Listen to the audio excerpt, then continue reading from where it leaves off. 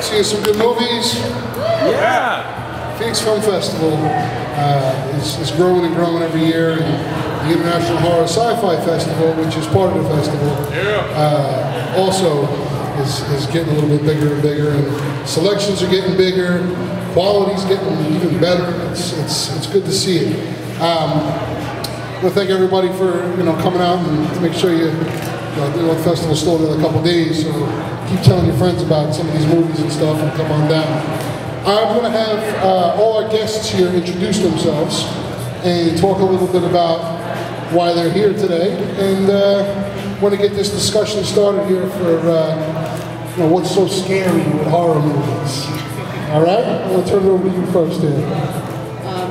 Hi, my name is Leya Taylor, and I co-produced and was the director of photography for a horror feature called Found that played here this weekend. So, thanks for coming.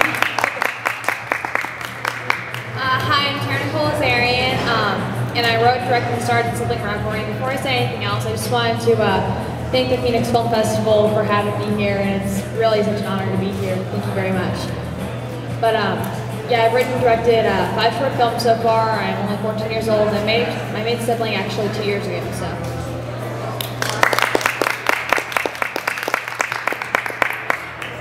My name is Matt Medisch. I am a producer and co-writer on Cedar Ridge, and I also want to thank the festival for having us here. We're very proud to have been alongside of some fantastic films, and I'm also a lifelong horror fan, so excited to talk about it. My name is David Pruett, and I am the festival director for the Carnival International Film Festival. And this is my first time at the Phoenix Film Fest, but it is pretty awesome. Very excited to be here.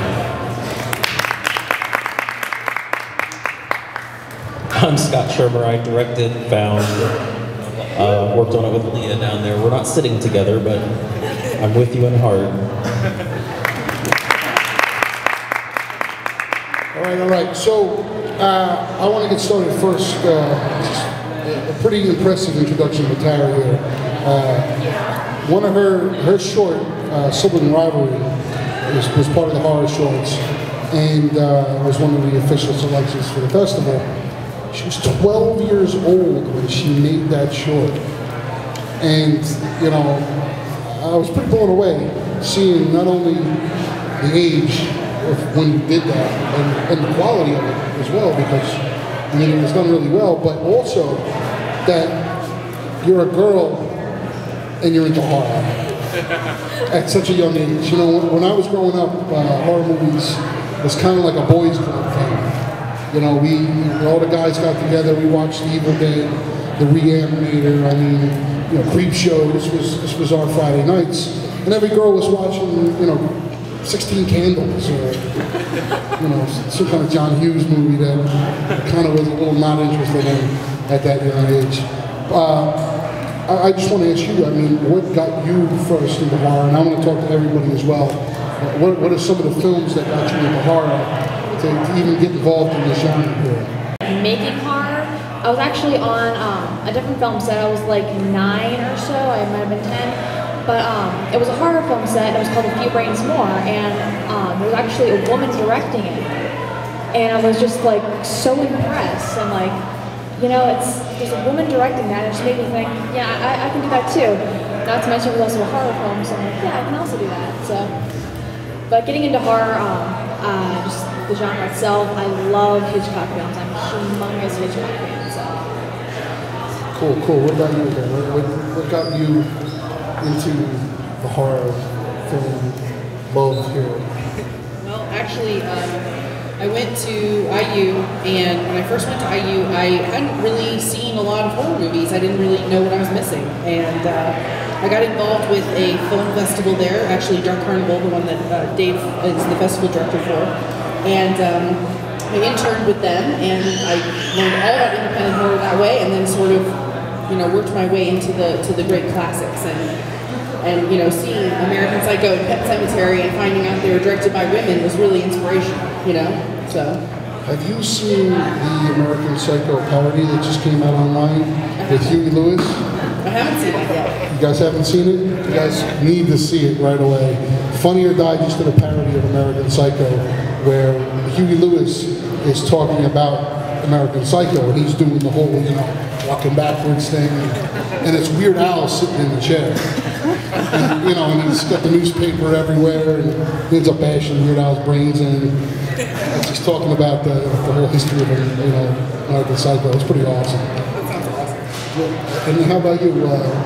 What was one of the earlier movies that you saw that gave you? I mean, anybody that sees a horror movie that gets into horror, there's always one movie that kind of put them in that place. Yeah, it's hard to say there's one movie. Like, I love so many different types of horror, but I started watching horror at a really young age. I don't know if it was a good thing by my mom or not. I think it is personally, but you know, from a really young age, it was, you know, I was in the 80s. It was Nightmare on Elm Street. It was Friday the 13th, and for years I watched Nightmare on Elm Street minus Freddy Krueger because it was the whole movie, and every time he started coming up, pillow. I was probably, you know, maybe 7, you know, 6, 7, 8. Pillow every time he came up, so it wasn't years till I actually saw the violence and the monsters in films, but it was probably films like The Shining that kind of inspired me to, like, because I love monsters. I'm a big monster movie fan. Sasquatch, werewolves, you know, that kind of stuff. I'm a big fan of that. Predator, Pumpkinhead was a big movie for me when I was younger, but I have grown to love movies that kind of build tension. Sometimes that's a forgotten art of just building tension, not in walking in the door, someone's going to cut my throat type of tension, but the unknown tension of where the story's heading, what's going on in the characters' heads. And so, you know, a lot of movies, I think Shining's probably the biggest one that inspired me on that, not really knowing where it was going. I didn't read the book beforehand. Obviously, I was a young kid. So. That movie gives me anxiety. It's got so much tension. Well, as well, what would you... Well, I am really old. So, it was the original Nosferatu. Yeah. My first horror film that I remember is Don't Be Afraid of the Dark, not the new one, the original one, which was actually a made-for-TV movie in the 1970s. So that's how old I am. And it creeped me out for years, and horror was kind of like a, you know, I wasn't allowed to, you know, stay up late and watch that stuff. You know, I snuck into the living room at night and watched that one, you know, and so it was quite a while before I got to experience that again. But it was one of those forbidden kind of things, you know what I mean? And so, you know, after that it was movies like Alien and The Thing. You know, I was always interested in like the isolation and stuff like that, you know. So that was it for me. That was what got me hooked. My mom almost went into early labor after she saw The Exorcist in the theater. So they had to sedate her and therefore me to keep me in her belly a little longer. But I never considered myself a horror fan until I went to college and made a blanket statement about horror films not being my favorite genre, and then my roommates at the time, we went out and we rented the original Texas Chainsaw Massacre and The Evil Dead, neither of which I had seen at that point. And then I realized, like, okay, well, there are a lot of crappy horror movies out there, yes, but boy, there's freaking awesome ones too. So I decided then, yeah, I'm going to be part of this, and let's try and make really good ones all the time. So I would say Texas Chainsaw in particular, man, is like this thing I'm always reaching for, just the primal quality of it. It like scratches at your nerves, you know, it's just, I'm always trying to like do that now. I'll never get there. I don't even know if Toby Hooper will ever get there again, but that's the one for me. We showed it a couple years ago at the festival and had Marilyn Burns out, and it was really cool to see on the big screen. And it still looked, you know, dirty and grimy and the way it's supposed to look. You know, growing up in some of us in the 70s and 80s, every toy that we had was monster, monster, monster. I mean, from monstrous garbage pail kids to, you know, monster laboratory toys. And, you know, every cartoon was revolving around Skeletor and Thundercats and everything like that. So, you know, to people that are in, I would say, especially in the 30s, heading to the 40s, I mean, monsters was something that we grew up with, like our parents had at that young age, where their monsters were Bela Lugosi and Owen Chaney, and all the original Frankensteins, Universal monsters, when that whole revival happened in like the 50s, 60s for them. And you can see a lot of influence of that to even to today's movies. People touching on some of the things that influenced them as kids, that they put a little bit of a feel into their movie. Nightmare on Elm Street was the scary thing for me. When I slept with rosary beads, I ran out of a haunted house, I went to a wall. I mean, but that love of being scared is what grew on me to enjoy horror movies. Now that are here playing at the festival, we'll start with you guys with Found.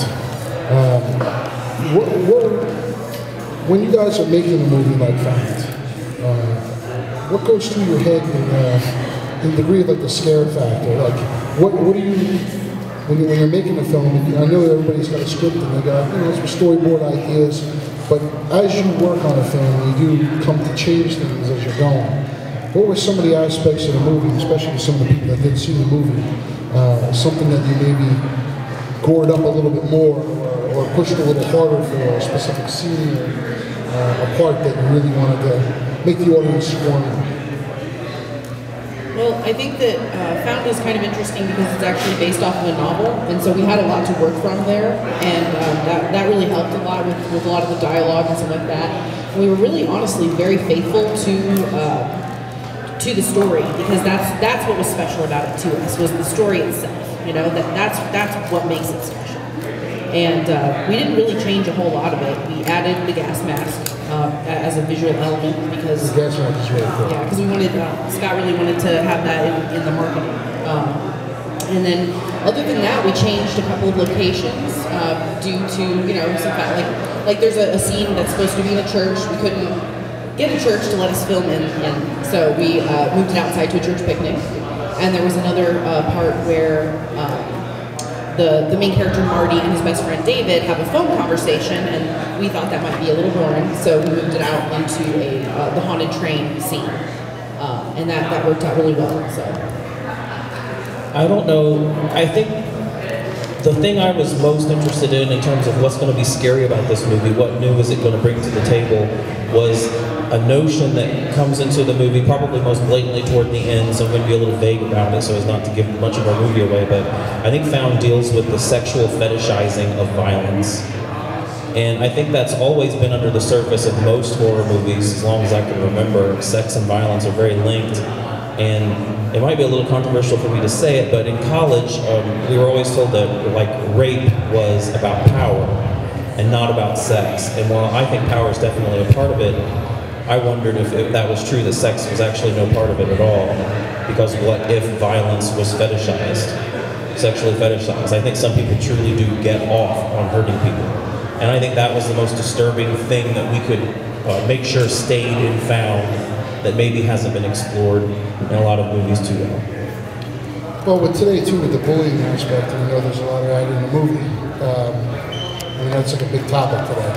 And being a big fan of revenge movies and people getting even, I'll watch any movie with Charles Bronson. It doesn't make a difference. He's got a gun, he's angry, I'm watching it. Good job with touching on all that. And probably a bad example for some kids, but hey, that's what life is. You live and you learn. Cedar Ridge, with your film, what were some of the aspects, maybe something you maybe pushed a little further in that film?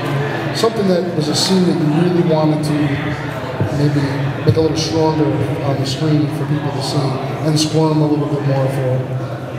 Well, I mean, for Cedar Ridge, we knew that our limitations, our budget, our time constraint, because we all came together, three of us that made this movie, and we're all lifelong horror fans.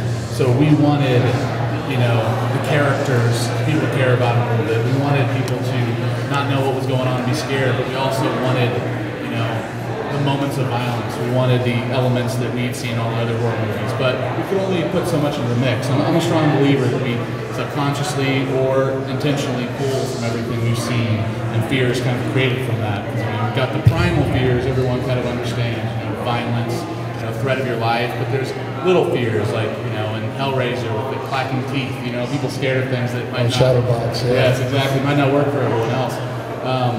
So really in that film, we really had to try and focus on the characters because we felt like if no one cared about them anyway, then there was nothing else to drive the film forward because we couldn't execute 110% on everything we wanted as the violence of the death scenes and whatnot. And that's been a happy accident in some ways. I think that what we all kind of pushed for, and really the director Jeremy Berg really pushed for, was there's a scene in the film, and I won't spoil it, but I wanted it to be one uncut shot. And it was very difficult to do with our crew and the environment without controls and whatnot. And it was just one thing that we stuck to. And we've heard that it's one of the more powerful scenes in the film and whatnot as far as when things do kind of go sideways. So we did fight for that a little bit. Tara, with Sibling Rivalry, you got beef in your family? What's going on there? I actually do really love my brother. I don't usually want to kill him. There are times every once in a while because we are siblings, so there are definitely times, but I do love him, but I actually had to hire someone because I offered him the role and he's like, you might get too realistic, so.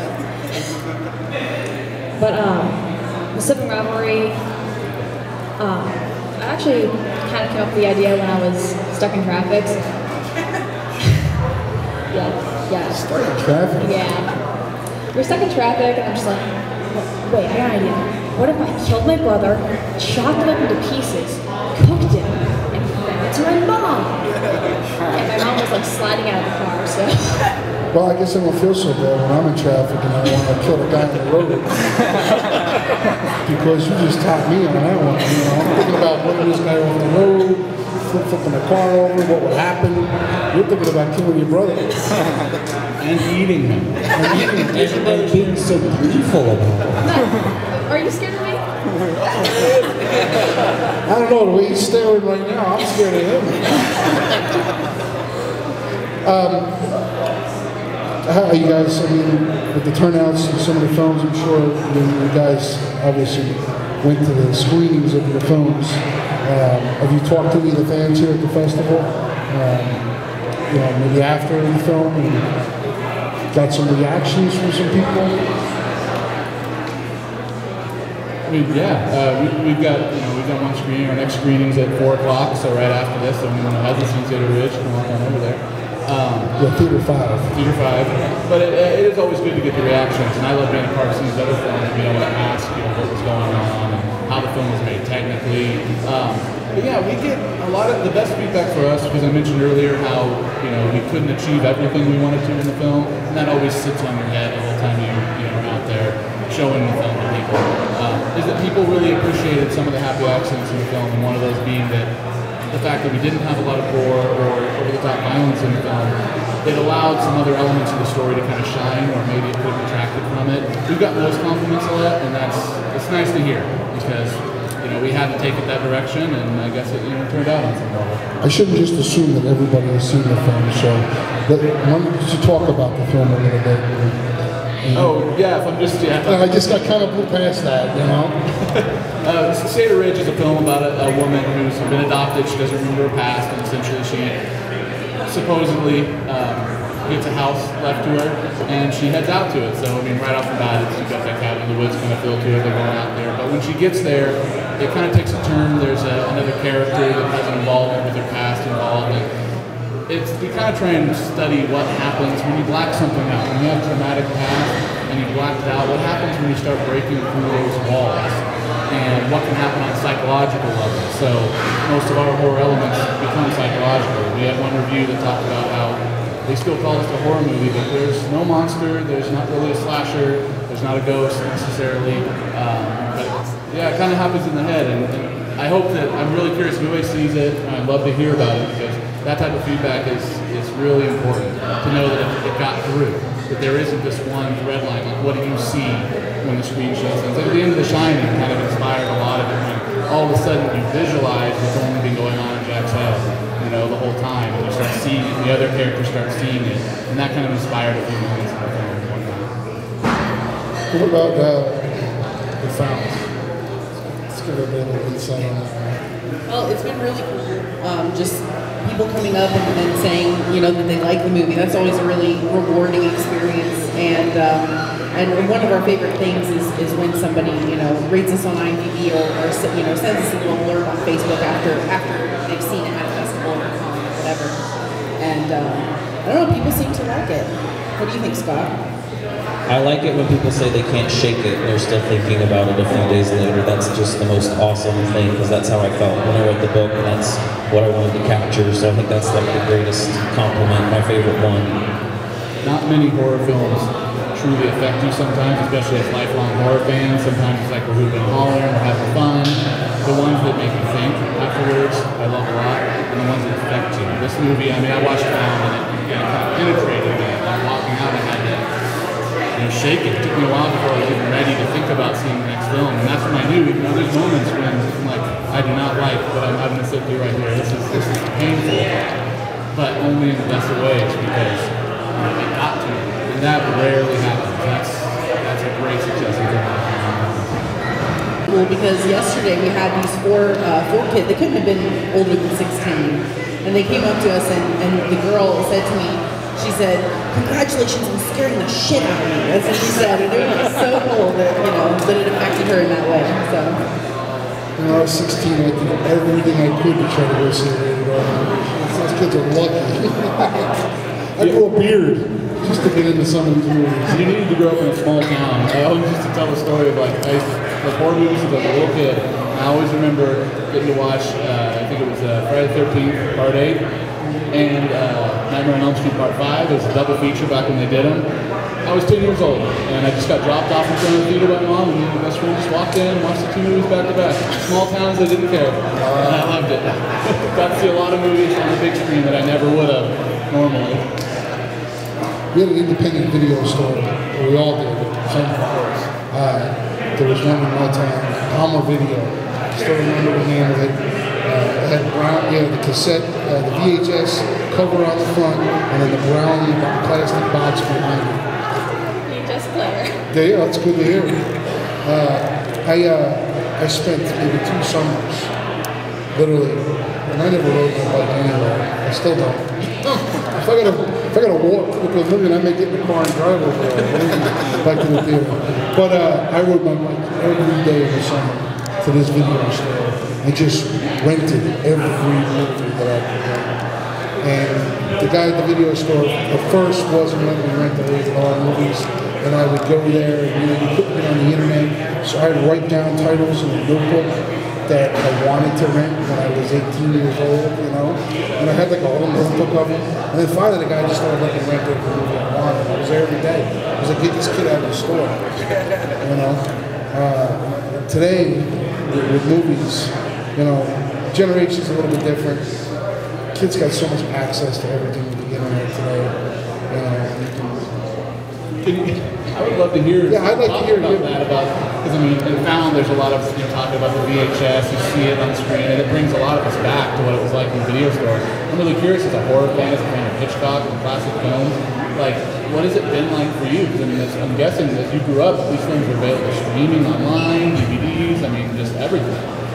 What's your experience growing up with horror films and cinema in general? Well, I do, in fact, own a VHS player. I also own a DVD player. But I've got a couple of Hitchcock films on DVD. I can watch them on Netflix sometimes. A lot of them aren't on Netflix, so I have to go buy them on Amazon. But growing up, I didn't really grow up on this because I'm still growing because I'm 15. A couple years ago, let's put it that way, I actually saw, first time I ever saw a Hitchcock film, I was like, I forget if I was 11 or 12, but it was Psycho, and it was the last half of Psycho, so it wasn't the last half. I need to go like rent it on, because it wasn't the last half because it was on HBO. But it's the original Psycho or Vince Vaughn's Psycho? Original. She's legit, man. Well, some of the movies coming out, you know. That hotel is actually here in Phoenix. It's the original hotel from the beginning. That was all filmed in downtown Phoenix. I saw the second half. So you got to go back and watch the first half. It's not a hotel anymore. I think it's an old age home. But it's if I'm not mistaken, if anybody knows, right? Well, It's the Westward Ho. It's the Westward Ho now? Isn't it an old age home or not? They do a whole bunch of things there. We can open it up to some audience questions.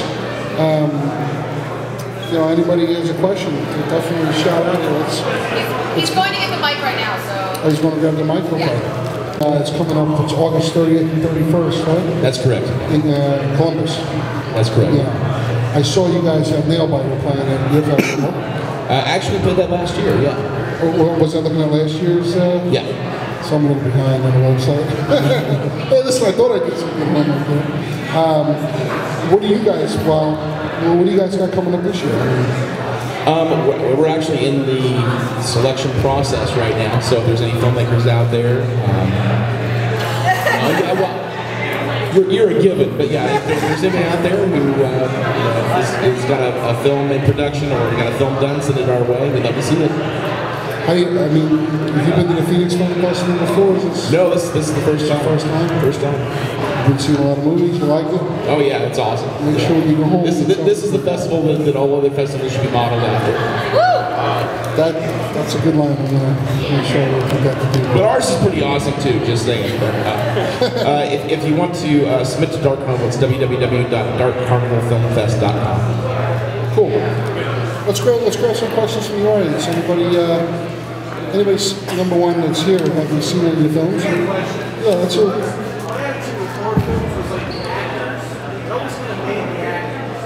Why'd you say it again with the mic there, because I can't hear you.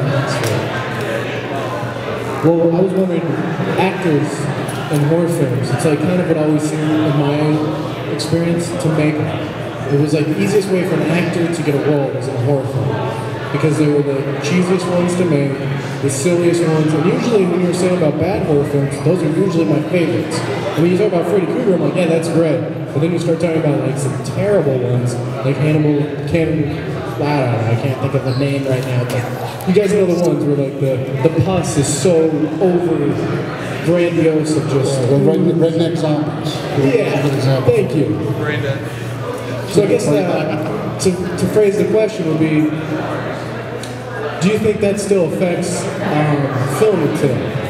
Do actors seem to get more work starting out in horror film genre? They don't seem to want to stay in horror very long because they want to be taken seriously. And I think that hurts a lot of horror films because they don't get the best acting a lot of times. But I think horror films are actually one of the harder kinds of films to act in because you're asking actors a lot of times to be really physical and run around for a long time, hyperventilating, in a constant state of heightened emotion, crying. It's one of the hardest things an actor can do as a horror film, I think. And when I watch something like Scream and I see Neve Campbell running around, you know, she's a strong female character, but she's taxed the whole time. I have a lot of respect for that. So I would encourage more actors that are good to give horror a chance. Just don't pick any old horror script, but find a good one because it'll challenge you and you could bring out some of your best work in a horror film. The nice thing about horror is that it's got an audience with a voracious appetite, and they're never satisfied, and there can never be enough content. So a lot of filmmakers, you know, when they start out, the first thing they do is a horror film because they know there's going to be an audience for it. I actually have a follow-up to that, just in regards to, you talk about the appetite, and you talk about VHS, and now everything's iTunes and DVDs. Do you feel that because the appetite horror fans have, that now with everything online, that this has opened up a whole new world for horror? I mean, because it seems like on a smaller level, maybe I wouldn't say easier to make a profit, because it's not easy to make a profit as a filmmaker, but with all the new online ventures, it's easy to get that out there because there's such a rabid fan base for it. You know, for going back to the last question, and this one kind of mixed. I mean, horror, that's exactly what it is, and that's why so many people got their start in it, as well as directors and writers that then move on to do other genres, because genre pictures have that kind of pre-built audience. And I mean, to me, it was the opening up of international films, where when international films started becoming more commonplace, now that we can stream videos and whatnot, that kind of reinvigorated horror. The thing about actors in films for me, in horror films, a lot of times they are cheesy. Horror films are just made to make that quick buck. A studio turns them, and you know, so actors can get in, they get their name out there, and they move on. But I think that's kind of a little bit of problem with cinema here in America, or filmmaking here in America on especially at the larger film level, is that horror movies aren't taken seriously, even a lot of times by the people that make them. They know we're serving up blood and guts. It's much like an action film. Let's serve up, you know, flipping a car, blowing something up. We don't need to worry about the other items. And so, you know, international films, you know, a lot started coming from Japan and now Europe, and you start seeing them now, and they're streaming and they're available. I think they're tending to reinvigorate the next generation of independent filmmakers that don't have to go in.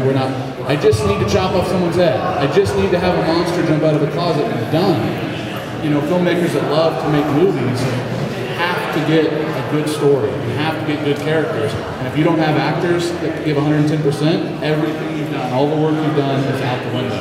And so acting is very important. I mean, that was really important to us in Seder Ridge, and we got really lucky in a few areas to have some strong performances. And I mean, you said it perfectly, is that horror films tax so much, they ask so much of an actor. Because I mean, I learned on our set that stage acting and film acting is very different. You can't act. I mean, I love to hear what you say about this. I know you're an actress as well, but you have to live it to really bring that cameras right up in your face. You have to believe it. And I watched like our lead actress, Trin Miller, who's amazing. When she goes through hard things on camera, even when unfortunately it's cut down to just a few seconds on film, it was hours of her taking herself there and suffering and crying. It took her almost a day and a half to get over one scene in our film. And it was because it was in her head. And so I have so much respect for actors, and I wish that I love the bad horror movies, Grizzly all day long. I love movies like that. You know, they have their place, but at the same time, taking horror seriously is really important to me. And a lot of other countries are already doing it on a bigger stage, and so I was so happy to be here because every horror film I saw here was, you know, taken seriously to a certain level, and I love that. I definitely agree with like almost everything you said, but definitely when it comes to like actresses and actors and horror films, because I've acted in several horror films. And it is more taxing because you have to scream, and especially if you're crying, it's one thing to just like cry a little bit, but if you're like bawling, and especially for like a day or two, it's definitely hard. It's definitely hard, and I think that when it comes to horror being taken seriously, I really think it should be, because they're really good films. Most of them are really good. I don't, and I disagree with the whole Academy Awards, all that stuff. There's no drama festival that people are interested in going to see around the country or around the world. There's no cult fan base of people wanting to go see On Golden Pond. Now, I'm not dissing On Golden Pond, it's a spectacular movie, but there's a major Evil Dead fan base.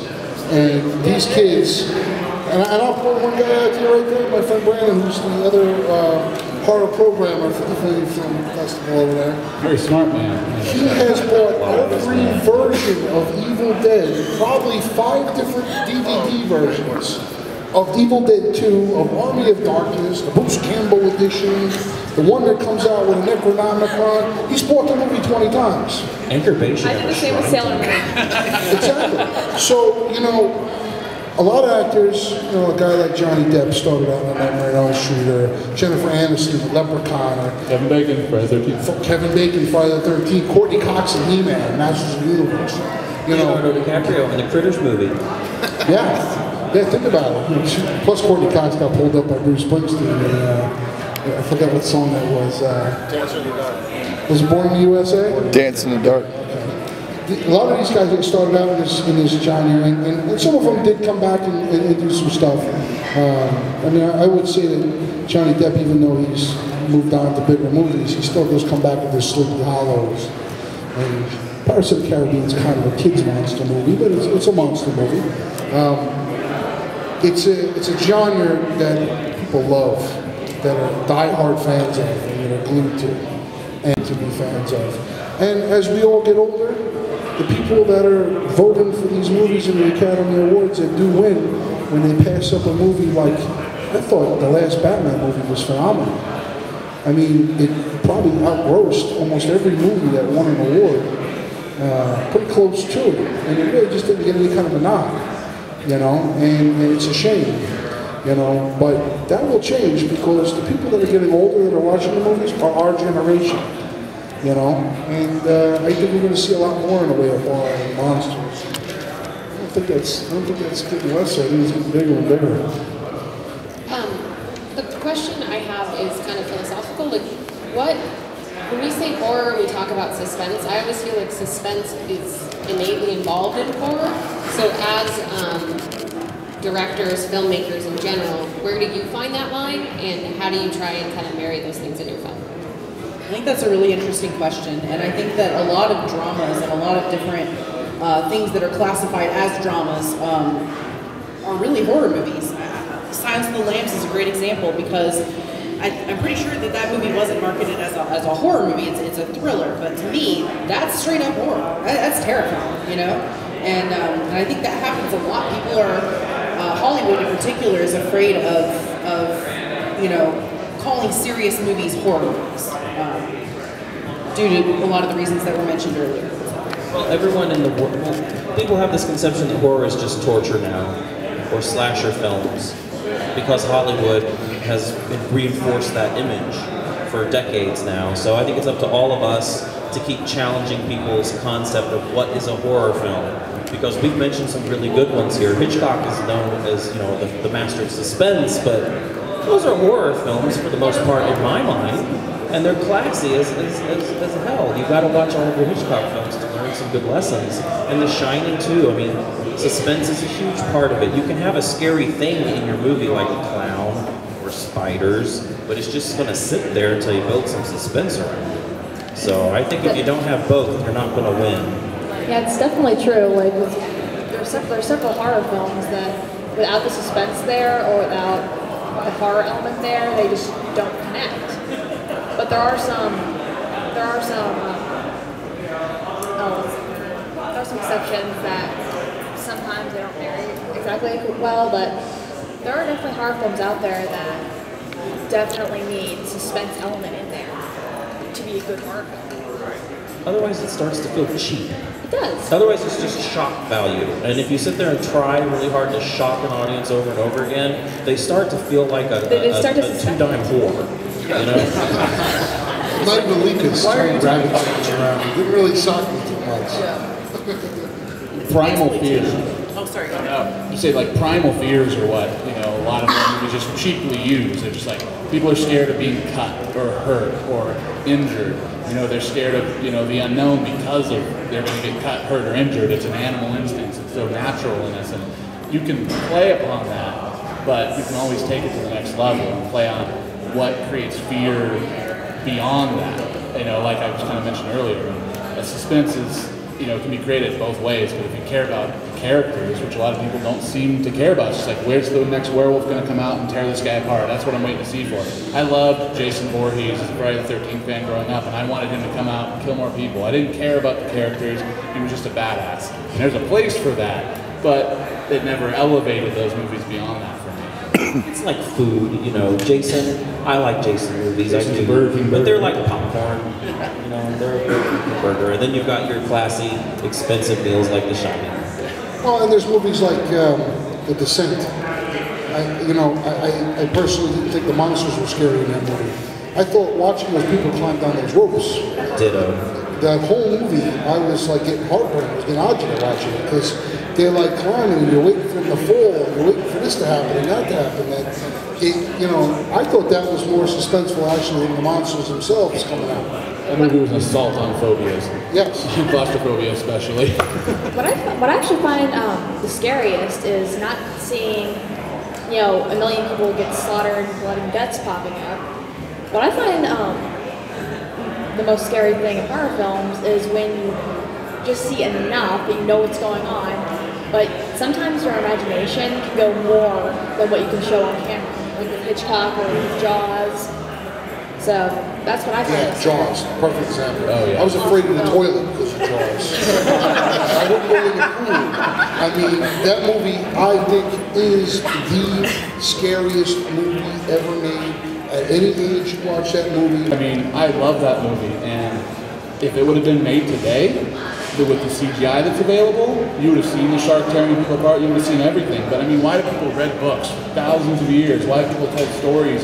Because there's no CGI, there's no practical effects, which I love practical effects in horror, that is better than the imagination, than what's left off the camera, than what's hinted at. That monster is the worst. I love H.P. Lovecraft, and often his great, prose is just broken down to like an unnameable, unmentionable thing. And my mind always wondered what could that be, and created, demons and creatures more horrible than anything I've ever seen on screen.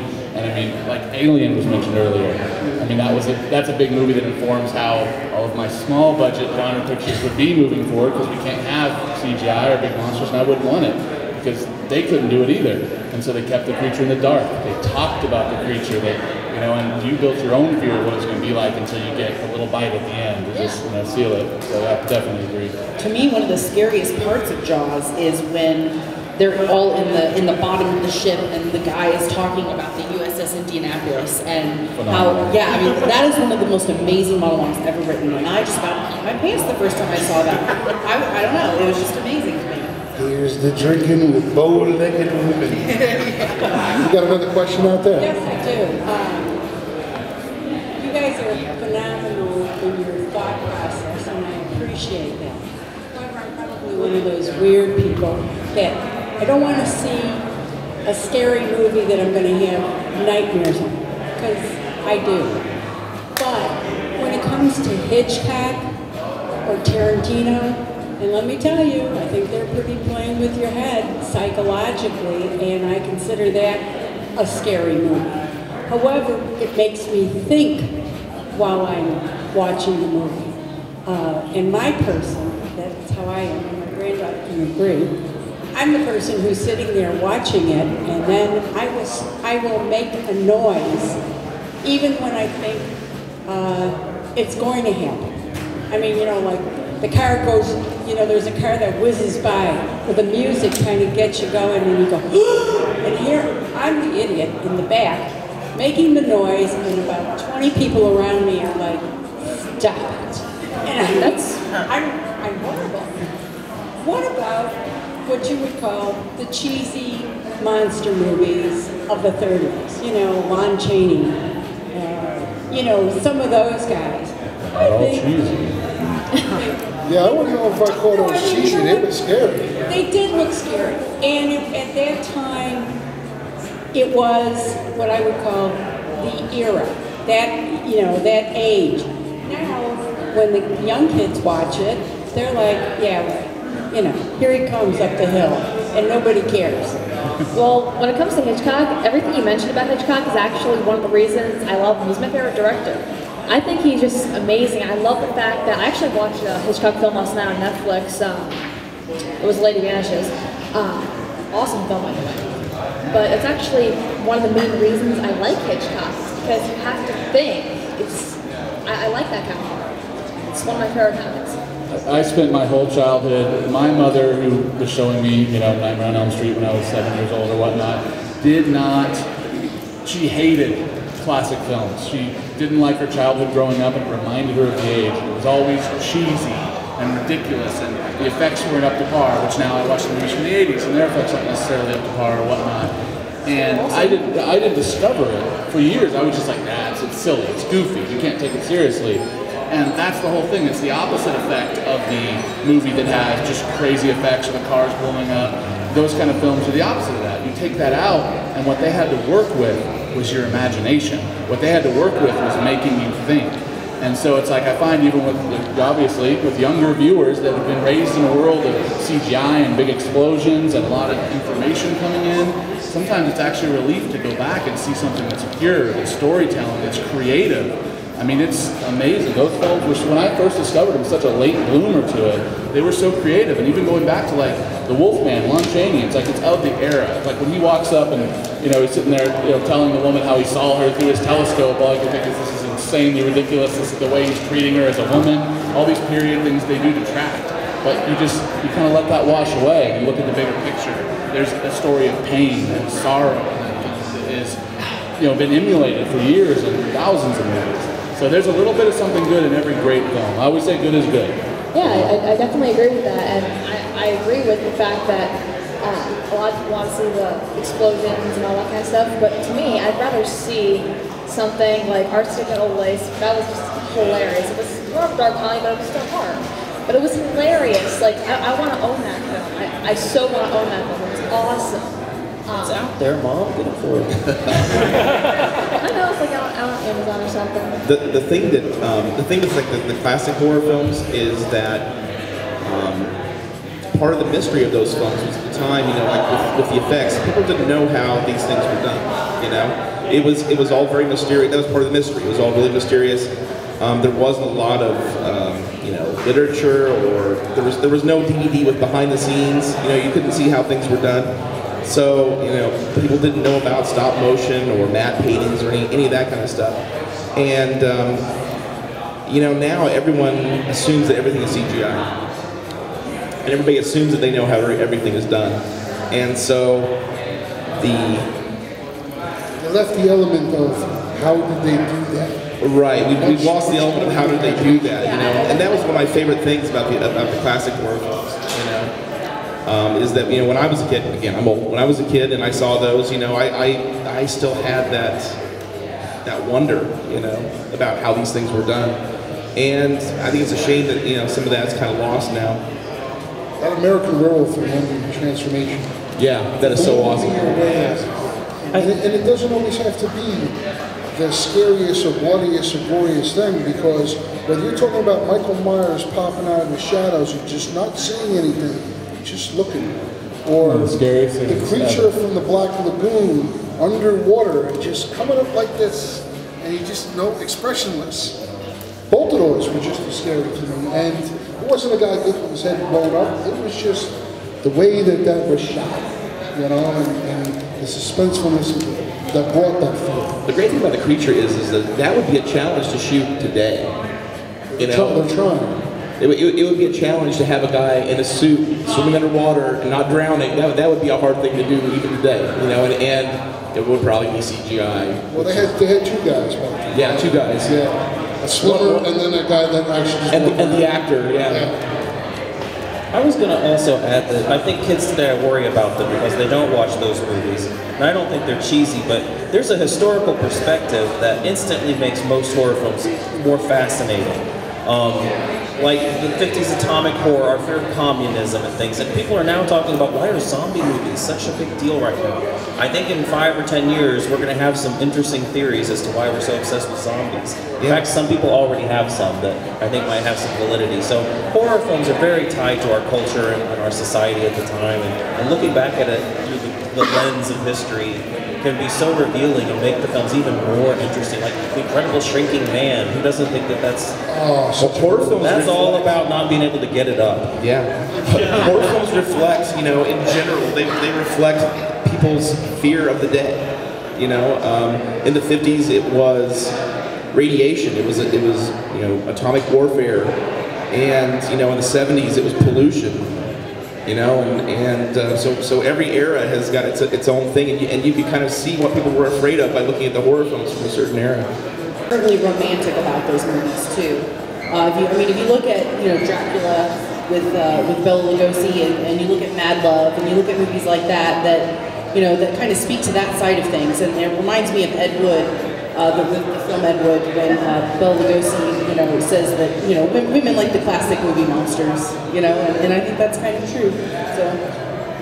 Okay, I think we're going to do one last question, and then we'll do a wrap up with you guys. So. Hi, this question is more for the young women on the dais.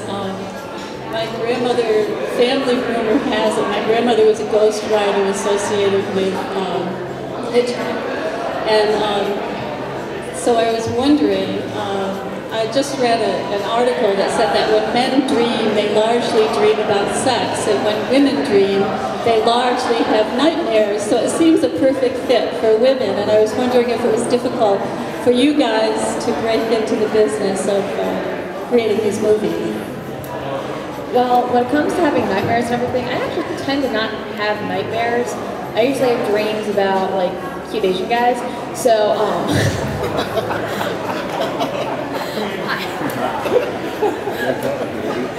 TMI. But, Totally lost her train of thought here. Cute Asian guys. Yeah. You're not the only one. But when it comes to like breaking into the horror business and everything, it's actually, there's only 2% of directors are female, and even less are in horror. And like I said earlier, the reason I kind of got into the whole I can make a horror film thing was because I was on a set of Few Brains More, and I saw a woman directing a horror film. And on the set I was poisoning people with snow cones. That was my role. But yeah, it's pretty much how I got into horror films. And when it comes to like Hitchcock and everything, I love Hitchcock. I just think he's amazing. Like one of my favorite Hitchcock films is To Catch a Thief. Down on Murders and really close second. So. I think horror is kind of a boys' club. It is. But on the other hand, it kind of makes you stand out a little more when you are a female working in this genre. On top of that, the reason I love horror is because it deals with issues that other genres are totally afraid of touching. And I think that that's very important for us as a society to face those things and to talk about our fears. Because if we don't talk about it, how are we going to get over it? How are we going to make the world better? And I think that movies are a part of that. I really do. So definitely. I think horror fans sleep better at night. Yeah, probably. So, what do you guys got coming up after this year? I got to say to you, on the feature films, every movie that he picks out gets picked up. So, you got some good luck on your side there. That's a verbal contract, by the way. That's a verbal contract. He's the last 5 years of films that Brandon's picked out, I think I would say 95% of them have all been picked up by a studio. And it's awesome because we end up seeing, I get a Netflix suggestion, I'll be like, oh yeah, we saw it 3 years ago at the Phoenix Film Festival, horror sci-fi. So, what do you got coming up? I mean, any plans for any other festivals? Any other movies you're working on? Well, we're about halfway through our festival run with Found right now. We're planning on continuing through October and November. And so we're really excited about that. And then I'm planning on DPing a short film and directing a music video in the next year. So. Oh, that's a lot of fun. I'm really looking forward to it. Dealing with band members is the worst thing in the world. By the way, it's an interesting experience. As you guys all go down and give your comments, if you could let us know if you got any remaining screening times. I think the only remaining screening is your film, right? So everyone's going, so I expect to sell. It's at 4 o'clock. Excuse, you have to go to Cedar Ridge. Tara, what about you? Well, I've just finished, actually it was on February 3rd and wrapped it. My operator, I like to call it a little thriller with a lot of soul.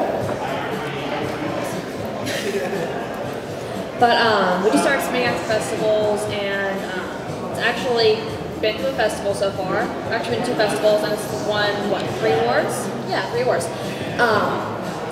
And with Sibling Rivalry, it's definitely got some more festivals it can go to.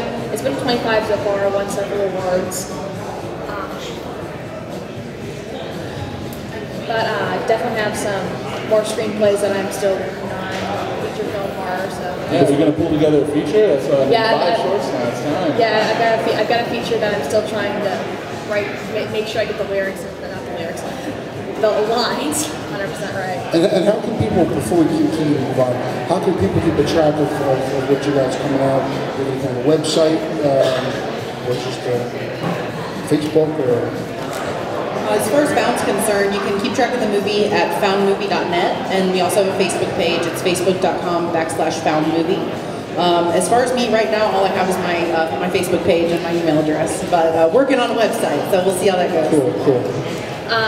All of my films have a Facebook, so I also have cards I can give out. And I've actually got a production website where you can see upcoming festivals and everything for all my films. It's Front Porch Film, singular.